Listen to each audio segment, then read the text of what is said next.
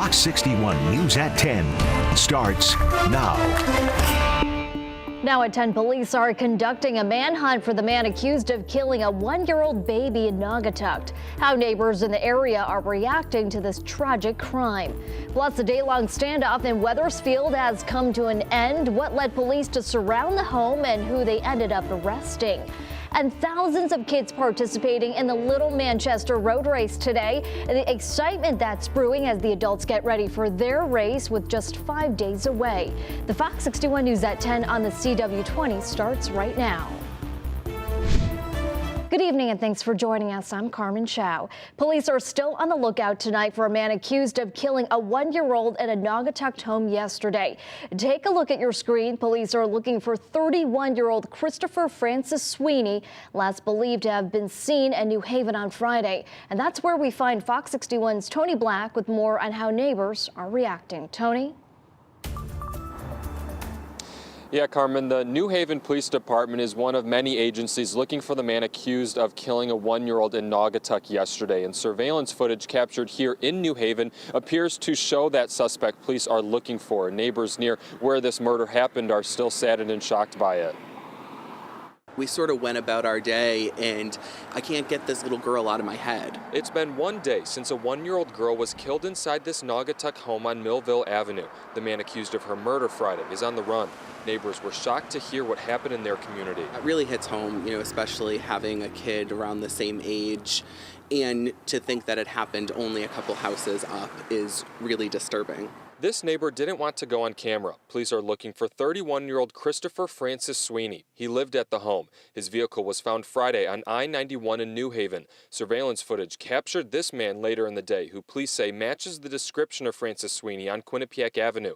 Police say anyone who sees him should not approach the suspect, but call 911. He has a history of violent acts and violent crimes. And it's not lost on me that we are discussing another offender in our community. It's interesting that they haven't found him yet, and certainly since it happened so close to us, it does make us nervous that he's still on the loose. This neighbor says he was shocked to hear about the murder. Naugatuck is a small town where he says stuff like this doesn't happen. It really opened my eyes and made me hug my kids a little tighter, and certainly to the parents of this little girl, my condolences. Police are still investigating what happened inside this home Friday that resulted in the murder of a toddler, a murder neighbors never thought would happen next door. Since that murder happened just a couple doors up, it sort of makes me wonder what else is going on. State police are involved in this investigation as well as federal partners, the Naugatuck police chief says. Again, anyone who sees that suspect is asked not to approach him, but to call 911. Live in New Haven, Tony Black, Fox 61 News. All right, keep us posted. Thank you, Tony. Breaking news tonight, state police now confirming that a noose was found in the boys' bathroom at Ram High School in Hebron last night. A staff member immediately removed it and told school officials. Hebron police have teamed up with state police to investigate the matter. They are asking anyone who has any information on who may have done this to call 860-228-5319. This is a phone number that has been established where people can report tips anonymously. Superintendent Colin McNamara issued a statement saying in part, quote, "Words cannot express the feeling of disgust that overcame me when I learned about the situation. There is no place in the Ram community for this behavior or the beliefs associated with it." The Coalition on Diversity and Equity also issued a statement saying in part, quote, "A hanging noose is a symbol of hate and intimidation. The history it represents is horrific and tragic. It has no place anywhere, but the fact that it was in our school is heartbreaking and a wake-up call for action." A follow-up to a breaking story we brought you last night. Police saying a nearly day-long standoff has ended. It started yesterday around 10 a.m. in Wethersfield when police were called in to assist with serving an arrest and search warrant to 63-year-old Jeffrey Howlett. Police say they had reason to believe Howlett was in his home on Christian Court, but he wasn't responding to officers on the scene. Police then called the Capital Region Emergency Services team and blocked road access and issued a shelter-in-place order. They were able to enter the house and arrest Howlett this morning. This morning at 7:30 in the morning, members of the CREST team and the Newington Police Department Emergency Response Unit entered the home, found the subject in the home, took him into custody. The subject has been placed under arrest, is in the custody of the East Hampton Police Department, and is currently at an area hospital receiving medical treatment.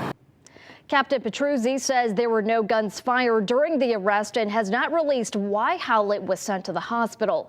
He also says the police presence in the neighborhood and at the home where he was found is expected to continue for the next few days. So I do thank the public for their patience as we go through this. Please know that we will have detectives on the scene. So the small area around that home is still going to have a police presence, but people are more than welcome to go through the area. And Suffield police need your help in finding a man they say stole a person's wallet. Take a look at your screen there. They say this man stole their wallet near the Canal Road walking trail and used their credit cards to make purchases. Anyone with any information on his identity should call Suffield Police. And turning now to the weather watch, I remember last Saturday was in the 70s. Today, though, feeling more like December than November. Let's toss it over to meteorologist Ryan Breton. Hey, Ryan. Carmen, I think this is called payback. It definitely is. Yeah, it felt like a late summer Saturday last weekend. This weekend couldn't be any more different. And just looking at the weather map here, satellite and radar, it looks like a wintertime map. Believe it or not, in Buffalo, it is snowing again tonight. One more round of snow coming through there. Fortunately for us, the radar is quiet at the moment, but it is getting cold. Lots of reports of 20s from Norwalk even and Madison. Chester right now at 32, Norwich at 29, Meriden down to 26, Hartford is at 31, and we're at 27 right now in Torrington. Tomorrow morning, there might be a flurry very early in the morning, mainly before sunrise. Otherwise, a sunny morning. But look at the temperatures tomorrow, only into the mid and upper 30s. But when you factor in the wind, which will be gusty, at times gusting up over 30 miles per hour, it won't really feel like these temperatures tomorrow. Instead, this is what you should plan on. Wind chills in the 20s, feeling more like a late December or even early January day coming up tomorrow. Beyond that, we do have a little bit of a warm up in the forecast, but you'll have to be patient. We'll talk about whether or not the milder weather lasts into Thanksgiving and any impacts on travel too, coming up in just a little while. All right, Brian, thank you. The countdown is on to Thanksgiving and the Manchester Road Race with just 5 days to go. Today, the tiniest turkeys got to have some fun ahead of the main race. Fox 61's Angelo Bavaro has more from the Little Manchester Road Race. Before the main course, today is really a lead up to what's going to happen on Thanksgiving. There's always the appetizer. It's the start to the official race week. About 1,000 kids taking part in the Little Manchester Road Race ahead of the main race Thanksgiving morning. As the race went on, I felt like getting numb or something. But I do this at like gym class all the time. I do 3 laps. You excited? Yeah. How excited are you? Very excited. In the crowd at Manchester High School, 5-year-old Abigail and her grandfather Kevin. You have a place where people love each other and people come out and support each other. And that's critically important, especially in these times. This event, part of Road Race Saturday, designed to build hype ahead of the big day. Thanksgiving in Manchester, it's almost like a Norman Rockwell painting. It just has that nice village type feeling. And it's just something that's based upon tradition. Also part of the day's events, the Manchester Road Race Sports and Fitness Expo, featuring several sponsors and local vendors. A lot of these businesses that struggled during COVID, even though they were struggling, they were giving back. The Thanksgiving table now being set.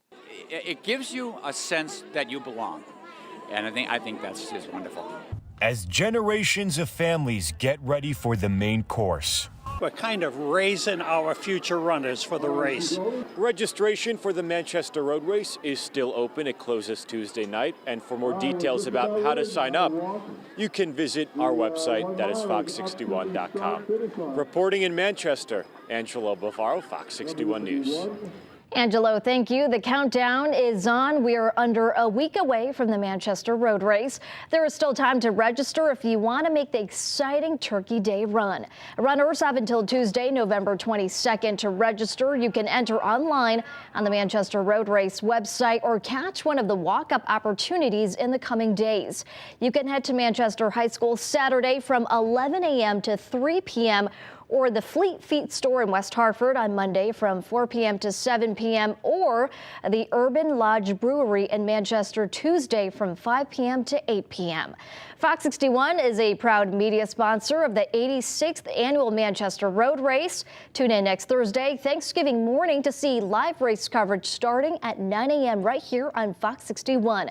Our team will be all around the race route, bringing you all the sights, sounds, and stories. You can also catch the race on our streaming service, Fox 61 Plus.